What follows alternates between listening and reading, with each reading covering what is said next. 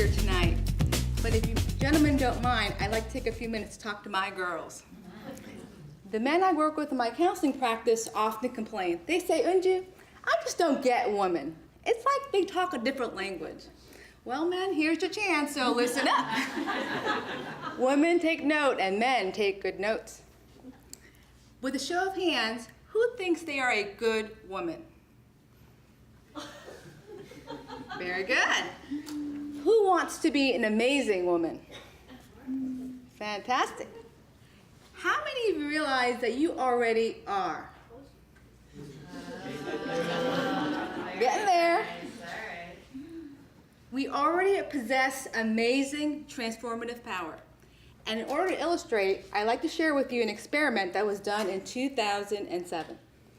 It involved a large group of housekeepers. They pulled staffs from many different hotels and they gave all of them physicals. The first group was returned back to work following the physical. The second group was told about the physical nature of their work. They were told about the number of calories that they're burning, the similarities to a workout in their day-to-day work of bending and lifting those heavy towels, pushing that vacuum, and pulling and pushing on the cart. Then they were sent back to work. A few weeks later, they were all recalled and given a second round of physicals. The first group, no change. The second group that was made aware of the power of what they were already doing had both lost weight and lowered their blood pressure. The only difference is that group was made aware of what they were already doing. Ladies, we already have unique and vital skills. Studies show that women are better at detecting social cues. They can enter a room and in a matter of minutes know the dynamics of that group. This helps us to make the best decision based on our ability to read social cues. Other studies show that women are better at problem solving in smaller groups. We were made for the team-based business approach. And don't forget the undeniable truths that we talked about earlier. The first one is you are capable and competent. The second is you are valuable. Too often we fail to recognize this and use the advantages. A study was done in the University of Virginia that found that 75% of women were resistant to speaking up in business meetings, even when they had something vital to share. Wow, 75%. That's quite a number, isn't it? Yeah. Why does this happen? You know, we're socialized to think that there are certain ways that we should act. Now, I understand the world is changing, and my daughter, for instance, is growing up in a very different time. But this is how we were brought up. This is called the response path, and too often it's passive. However, in anything that we say, do, or feel, we can choose one of three paths. We can choose to be passive. To be passive is to disregard your own needs and only think of others. We can choose to be assertive. To be assertive is to regard your own needs and those of others, and then make a decision based on the two. You can choose to be aggressive. Disregard everybody else's needs and only think of your own.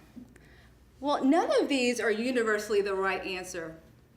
However, in different situations, each of these is the best answer.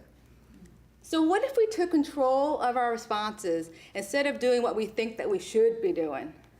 Well, we can.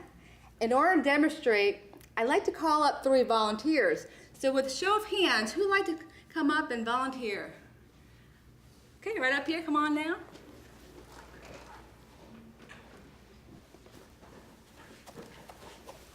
Great. And what's your name? My name's Karen. Okay, great. Here. Go ahead and stand over there and Right. go ahead and pick up the sheet of paper if you don't mind. Have you turn around. What's your name? Jill. Jill? Okay, fantastic. Go ahead and stand over there and pick up the sheet of paper. Thank you so much. Great. Turn around for me. And what's your name? Marcia. Okay, Marcia, if you can go ahead and stand over there and pick up the sheet of paper. Fantastic. So allow me to introduce our wonderful volunteers. They're going to do a great job for us for the duration of our exercise. This is Patty Passive. Yes. And this is Annie, assertive, and Agatha, aggressive. Please give them a big round of applause. Great. So what we're going to do is I'm going to go ahead and read the scenario, and my volunteers are going to share their responses, and we're going to, as a group, decide which is the best answer. You haven't eaten a hot meal in a year because you keep getting up to get things for your family. What would you say, Patty Passive? I suppose this is what I signed on for when I became a wife and mother. Look, everyone. I'm sorry. Agatha, aggressive? Get it yourself. I'm not your waitress. Ooh. And Annie, assertive. Look, everyone. I brought drinks to the table. Let me show you how to serve yourselves. Shout out for me. Which one do you think is the best answer? Passive, aggressive, or assertive? Assertive. Ah, okay. Oh, we got an aggressive one out there. Feisty, huh? Scenario number 2. Your supervisor tries to kiss you. Now remember, these are from real life, so this happened to somebody. Patty, passive? I should feel complimented. Annie, assertive? I should have a discussion with you about him. I should have a discussion with him about our boundaries. Very good. And Agatha, aggressive. I'm calling HR.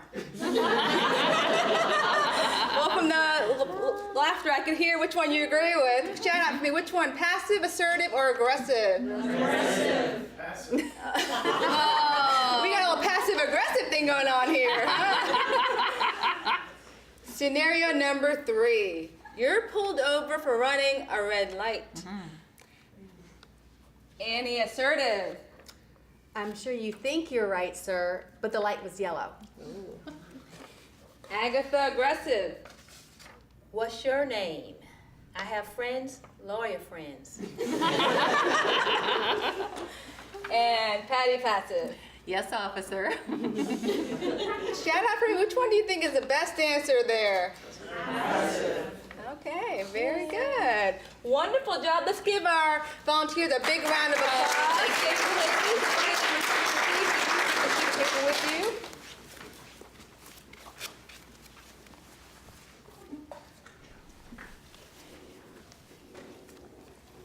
Well, it's clear that different circumstances call for different paths.